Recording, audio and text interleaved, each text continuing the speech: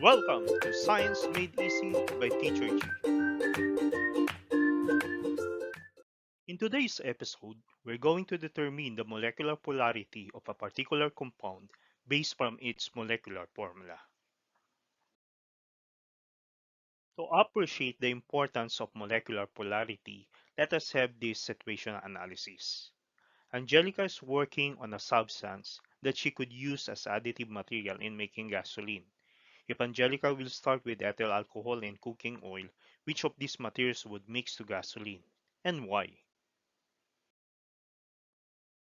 The answer lies in the principle like dissolves like.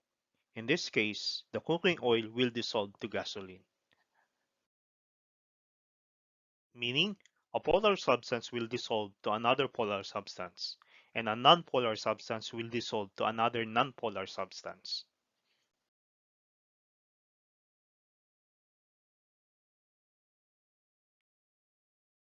So what is molecular polarity? Molecular polarity refers to the presence or absence of positive and negative centers in the molecule.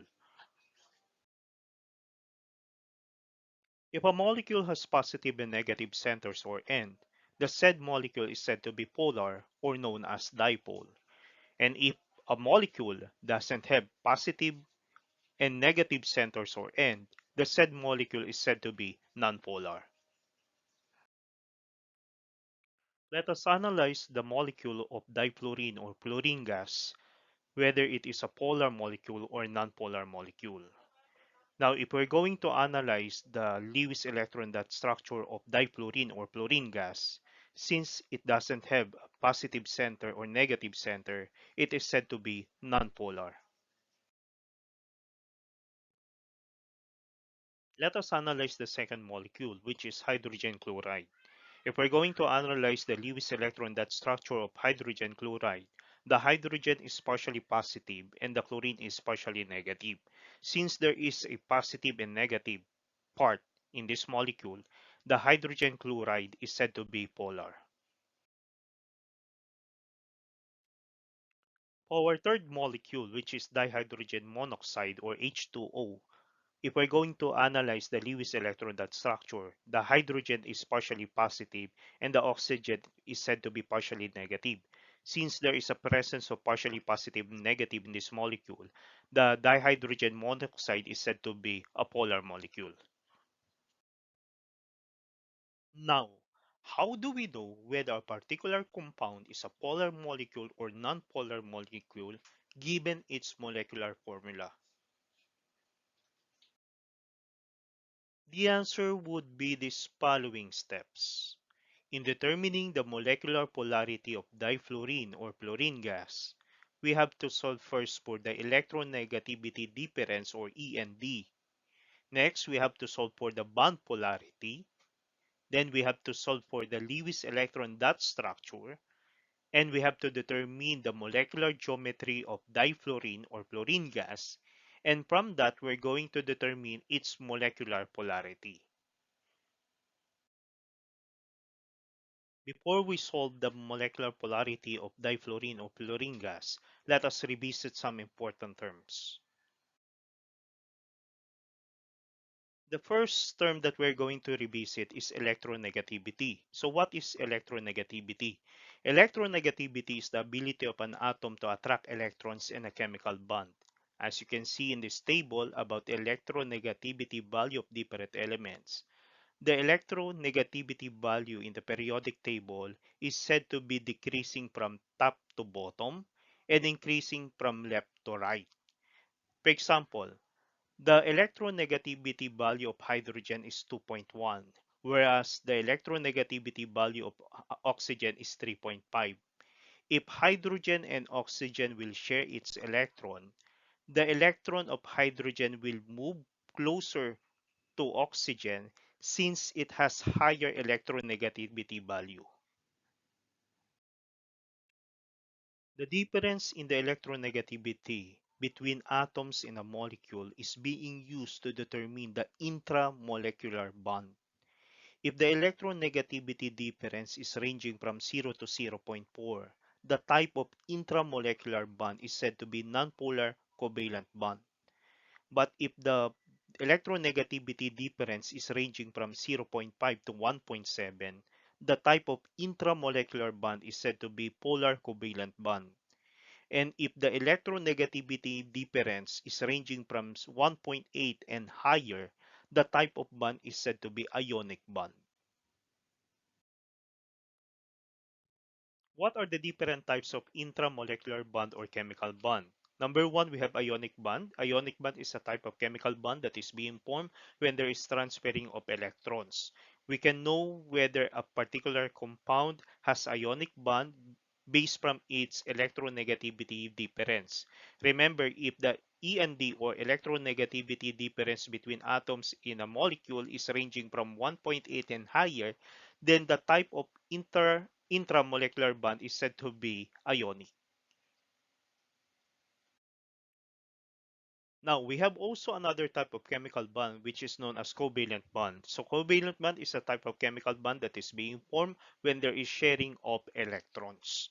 Now, the covalent bond can be classified into two. We have polar covalent bond happens when the sharing of electron is said to be unequal, and we have the nonpolar covalent bond which happens when the sharing of electron is said to be equal. Likewise, we can also use the electronegativity difference to determine whether a covalent bond is said to be polar or nonpolar. So if the electronegativity difference is ranging from zero point 0.5 to 1.7, the type of covalent bond is said to be polar covalent bond. Now, if the electronegativity difference between atoms in a molecule is ranging from 0 to zero point 0.4, the type of the covalent bond is said to be nonpolar covalent bond. Using the molecular formula of the given compound, as well as after knowing the electronegativity difference, we can predict the Lewis electron dot structure of that particular molecule. So what is Lewis electron dot structure? Lewis electron dot structure is consisting of a chemical symbol which represent the nucleus and inner electrons, and the dots which represent the valence electrons. The Lewis electron dot structure of a particular molecule is important in determining its molecular structure, molecular geometry, the presence or absence of partially negative and partially positive centers, as well as in determining whether the molecule is symmetrical or asymmetrical. Given the Lewis electron dot structure of a particular molecule, we can now determine the molecular geometry. So what is molecular geometry? Molecular geometry is the geometrical shape of the molecule as determined by the relative position of the atomic nuclei. Example of molecular geometry are linear, trigonal planar, bent, tetrahedral, and trigonal pyramidal. Other examples of molecular geometry as shown in the screen. In our first example, which is difluorine or fluorine gas, the chemical formula is F2. And for each fluorine atom, the value of electronegativity is 4.0. Meaning, sa unang fluorine atom, ang value ng electronegativity is 4.0. Since sa formula natin, dalawa ang fluorine, yung pangalawang fluorine atom, ang value also is 4.0 since magkapareho sila. Ang susunod na step ay kukunin natin ang END or electronegativity difference. So sa math, ang ibig sabihin ng difference ay subtraction. So kung ima-minus natin ang 4.0 sa 4.0, ang sagot ay 0. Since ang value ng END ay 0, ang type ng intramolecular bond sa pagitan ng dalawang fluorine atom is said to be nonpolar covalent bond. Ibig sabihin, ang pag-share ng electrons sa pagitan ng dalawang fluorine atom ay equal. Para maisulat natin ang Lewis electron dot structure ng difluorine or F2, kailangan natin i-consider ang formula at ang bond polarity. Base sa formula, ang chemical symbol lang ay F at dalawang F. So sa lead structure ng difluorine or F2, magdodrawing tayo ng dalawang F. Okay? Aside from the chemical symbol na nagre-represent ng nucleus and inner electron, maglalagay rin tayo ng dots. So ang dots ay nagre-represent ng valence electron. Para natin malaman ang valence electron ng bawat fluorine, titingnan natin sa periodic table kung saan nakalagay ang fluorine. Sa periodic table, ang fluorine ay nakalagay sa group 7A, meaning meron siyang 7 valence electron. At since ang bond polarity sa pagitan ng fluorine atom ay non-polar, ibig sabihin mag-share ang dalawang fluorine atom ng electron at ang sharing ay equal. Since ang isang fluorine ay meron ng 7 valence electron, kailangan na lang niya ng isang electron para maging stable. Gayon rin ang pangalawang fluorine. Since ang pangalawang fluorine ay meron ng 7 valence electron, kailangan na lang niya ng isang electron para maging stable. So yung dalawang fluorine atom ay mag-share ng tigisang valence electron para ang maging total na electrons nila, valence electron, ay maging 8. At itong valence electron na shinare ng bawat fluorine atom ay nasa gitna since ang sharing ay said to be equal. Kung pagbabasihan natin ang Lewis electron dot structure ng difluorine or F2, walang partially positive, walang partially negative. Dahil ang shared electron ng dalawang fluorine atom ay nasa gitna.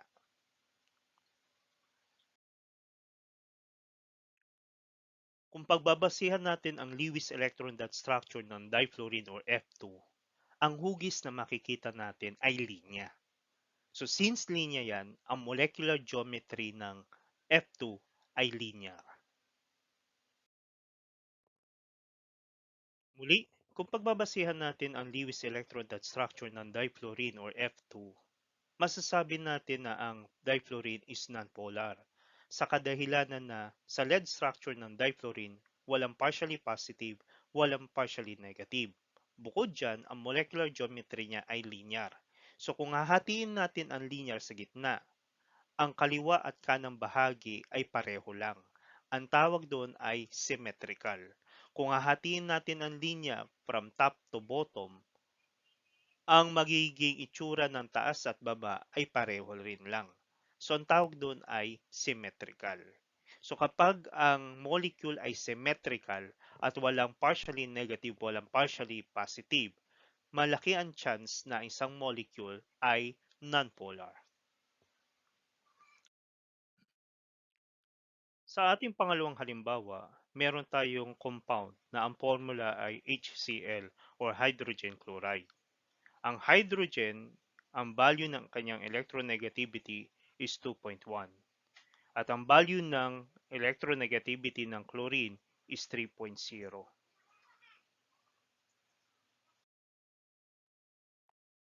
Ang electronegativity difference sa pagitan ng hydrogen at chlorine ay 0.9. Since ang electronegativity difference ng hydrogen at chlorine ay 0.9, ang type ng intramolecular bond is said to be polar covalent bond.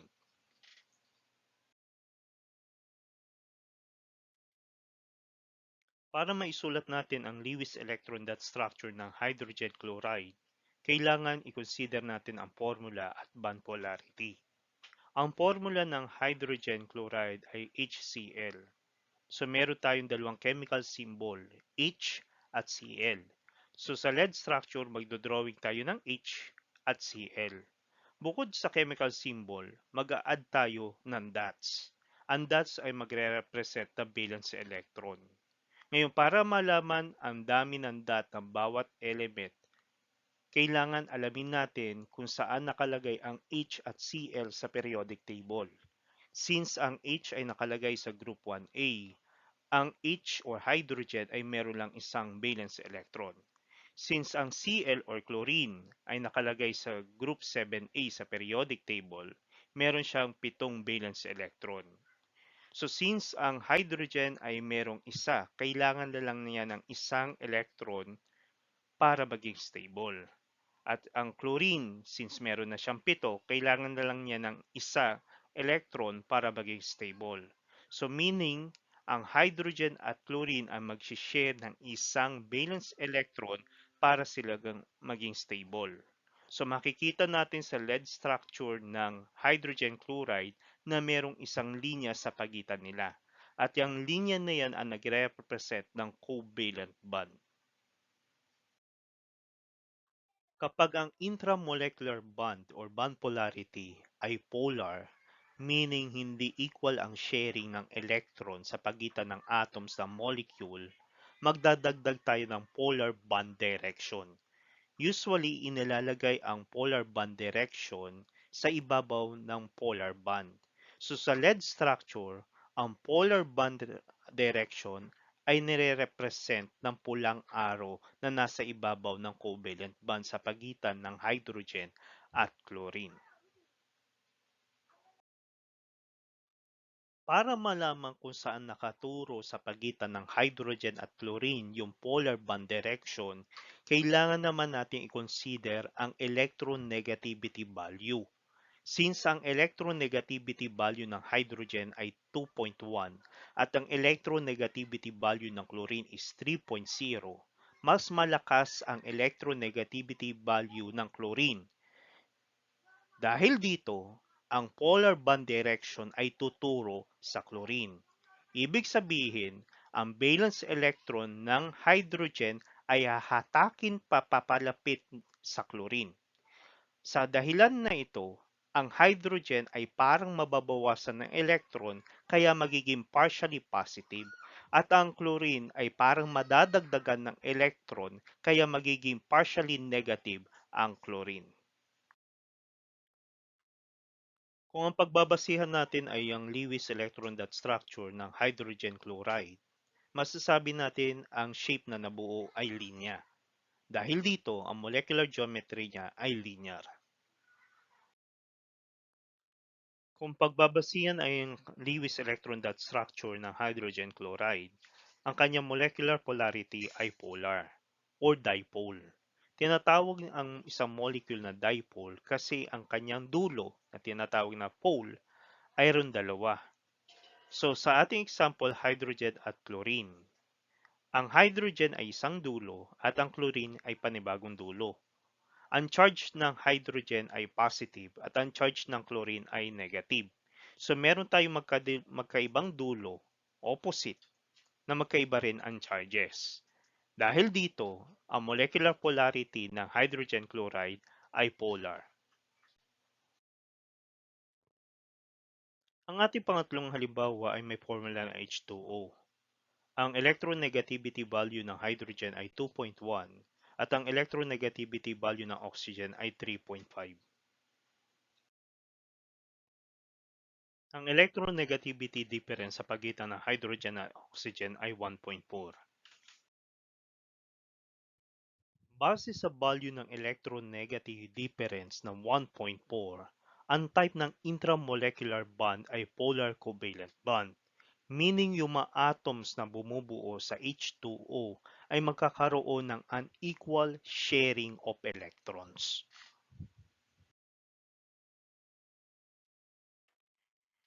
Sa pagsulat ng Lewis electron dot structure ng H2O, kailangan natin consider ang formula at bond polarity. Sa formula, meron tayong dalawang chemical symbol, H and O. So sa lead structure, kailangan meron tayong chemical symbol na O at H. Ngayon, paano malalaman between H and O alin ang nasa gitna? Usually, ang chemical symbol na pinakaunti sa formula, usually siya yung central atom. At usually, ang mga central atom ay nasa unahan ng formula. Kaya lang sa case ng H2O, ang nasa unahan ay ang hydrogen instead na oxygen. Bukod sa chemical symbol, kailangan natin magdagdag ng dots na nagre-represent ng valence electron. Para malaman ang valence electron ng hydrogen at oxygen, kailangan natin gumamit ng periodic table. So ang hydrogen ay nakalagay sa group 1A. Ibig sabihin meron siyang isang valence electron. At ang oxygen ay nakalagay sa group 6A. Ibig sabihin meron siyang 6 na valence electron. So ang hydrogen para maging stable, kailangan na lang niya ng isang valence electron. At ang oxygen para maging stable, kailangan niya ng dalawang valence electron. Ang unang hydrogen ay makipag-share ng isang electron sa oxygen. Gayon rin ang oxygen ay makipag-share ng isang valence electron sa hydrogen. Ang total ng valence electron na meron sa hydrogen ay dalawa at ang dalawa ay stable na para sa hydrogen. Sa case naman ng oxygen, meron ng 7 valence electron. So kailangan pa ng isa pang valence electron ng hydrogen para maging stable. Dahil dito, ang oxygen ay makipag-react uli sa panibagong hydrogen atom. Ang pangalawang hydrogen atom ay makipag-share ng isang valence electron sa oxygen. At ang oxygen ay makipag-share ng isang valence electron sa pangalawang hydrogen.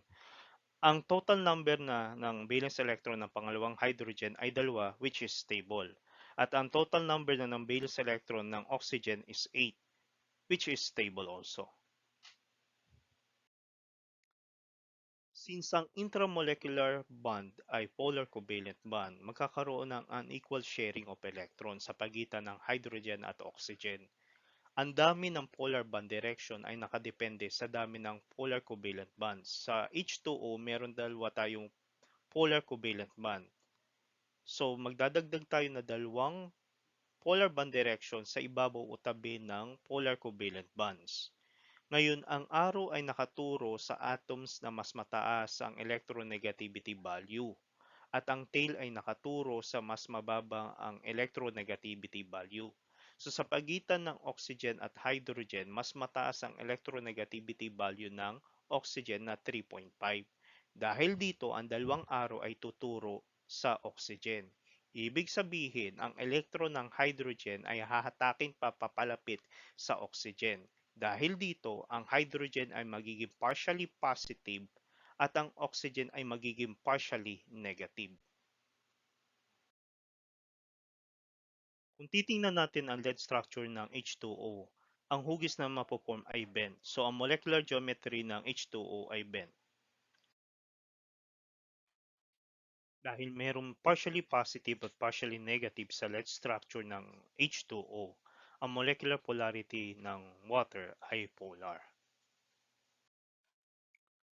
Bukod sa pagkaroon ng partially positive at partially negative sa lead structure ng H2O, ang symmetry ng water is said to be asymmetrical. Kung hatiin natin ang taas at baba, magkaiba ang taas at baba. Meron dalawang positive sa baba at isang negative sa taas. Kung hatiin natin uli sa gitna, meron dalawang hydrogen sa baba at merong oxygen sa taas. So since magkaiba ang taas at baba, asymmetrical siya. Kapag asymmetrical, usually polar. Ang ikaapat na halimbawa ay may formula na BF3. Ang electronegativity value ng B ay 2.0 at ang electronegativity value ng bawat F ay 4.0.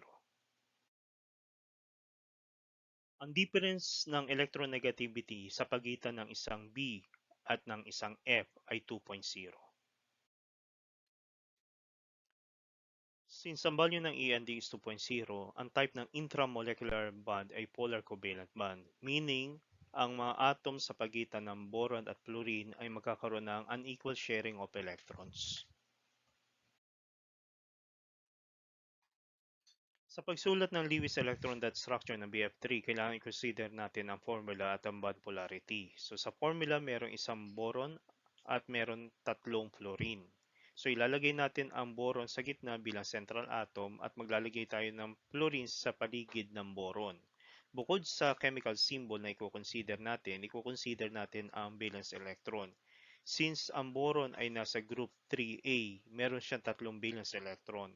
At ang fluorine ay nasa group 7A, meron siyang 7 valence electron. Para ang boron maging stable, kailangan niya ng 6 na valence electron. Hindi 8, hindi 2, kundi 6. At ang isang fluorine para maging stable, kailangan lang niya ng 8 valence electron. So para maging stable ang boron, kailangan makapag-share ng boron ng 3 valence electron sa 3 fluorine atom. Ang bawat fluorine atom ay makapag-share ng 1 valence electron sa boron para maging stable ang bawat fluorine atom.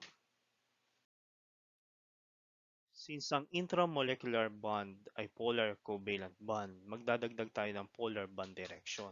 Ang dami ng polar bond direction ay nakadepende sa dami ng covalent bonds. Sa formula, meron tayong 3 covalent bonds. So magdadagdag tayo ng polar bond direction na 3.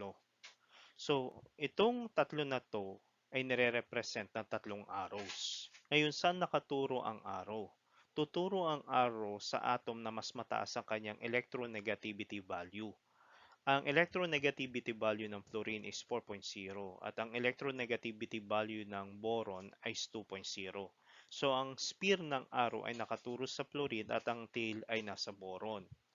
Supposedly, dapat ang valence electron ng boron ay hahatakin ng isang fluorine, okay? At ang boron ay magiging partially positive. At ang fluorine supposedly ay magiging partially negative.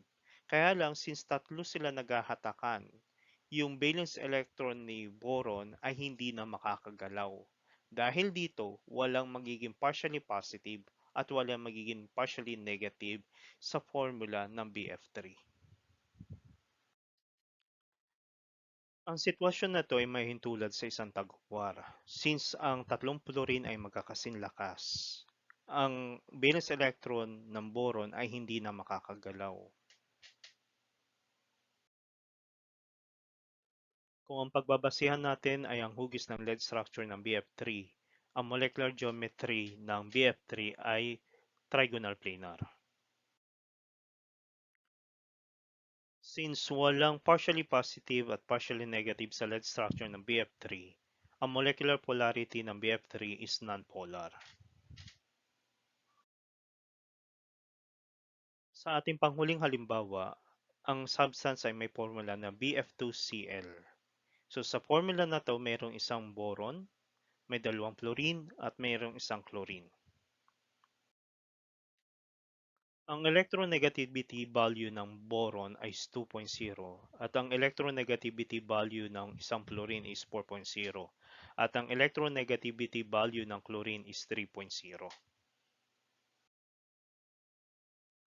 Ang electronegativity difference sa pagitan ng boron at fluorine is 2.0 at ang electronegativity difference sa pagitan ng boron at chlorine is 1.0.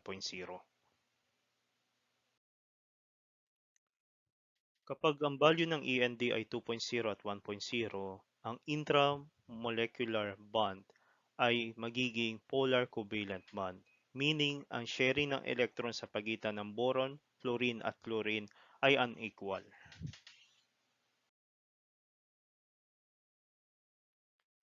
Sa pagsulat ng Lewis electron dot structure ng isang compound, kailangan natin consider ang formula at bond polarity.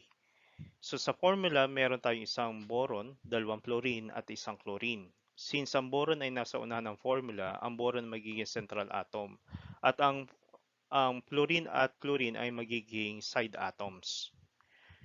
Aside from the chemical symbol, kailangan natin magdagdag ng dots na nagre-represent ng valence electron. Since ang boron ay nasa group 3A, meron siyang 3 valence electron. At since ang fluorine at chlorine nasa group 7A, meron silang 7 valence electron. Ang boron para maging stable, kailangan lang ng 6 na valence electron at ang bawat fluorine at chlorine ay kailangan ng 8 electrons para maging stable. So ang gagawin ng boron ay makipag-share ng electron sa fluorine at chlorine at ang chlorine at fluorine ay makipag-share ng electron sa boron para maging stable. Since ang intramolecular bond ng BF2Cl ay polar covalent bond, magdadagdag tayo ng polar bond direction. Ang polar bond direction ay magre-represent ng 3 arrows at ang 3 arrows na to ay ilalapit natin o itatabi natin sa 3 covalent bonds. So, ang arrow ay nakaturo sa atoms na mas mataas ang electronegativity.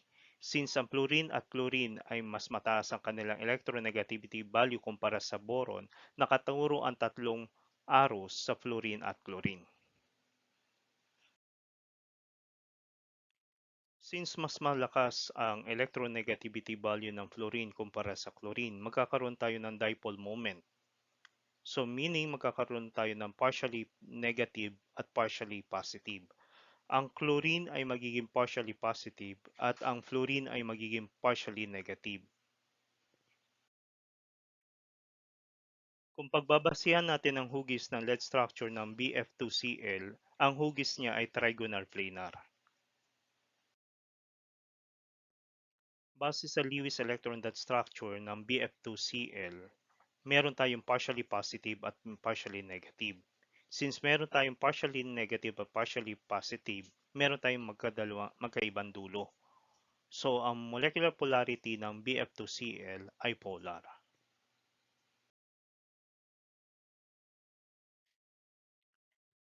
In summary, number one, since there is no central atom in diatomic molecule, the bond itself determines the polarity of the molecule. Number two, if the polar bonds are not symmetrical distributed around the molecule, then the molecule is said to be polar.